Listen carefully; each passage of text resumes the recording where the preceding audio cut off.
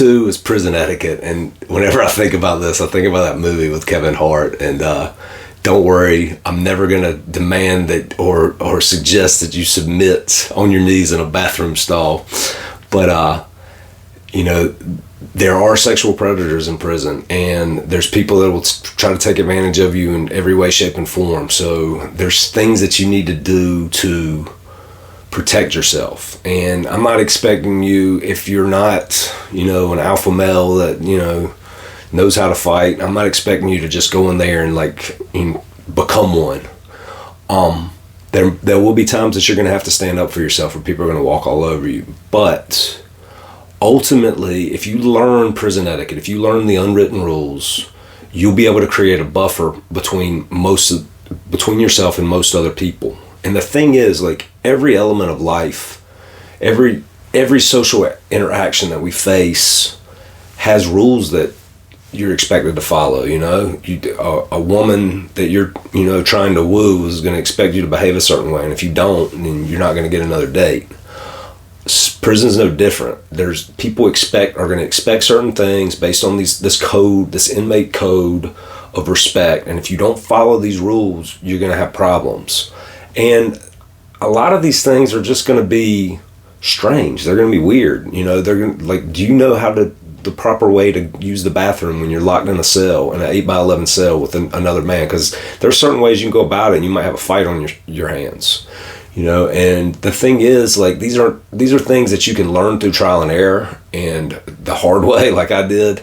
But you're bound to get into a few altercations over that.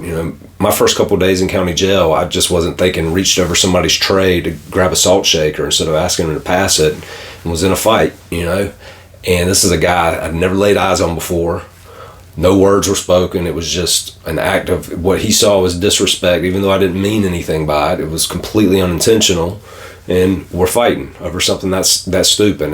And most of the rules are going to seem pretty stupid to you, but this is the way that you get through your incarceration experience without undue friction. So these are important. I'm going to also share the lingo with you. I'm not going to expect you to try to mimic it or pretend like you're a hardened criminal, because you're never going to fool anybody. If you're coming in on some white collar crime and you've never been in trouble a day in your life, they're going to smell it on you.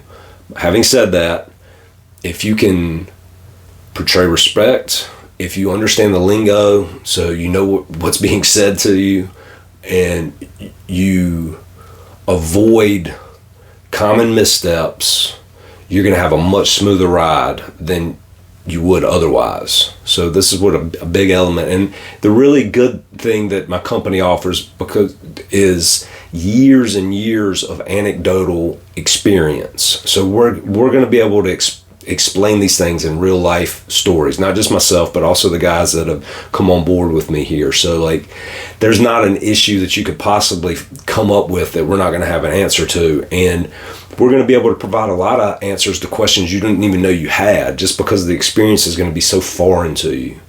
But this is just a little taste of what we have to offer in our services. So stay tuned for step 3.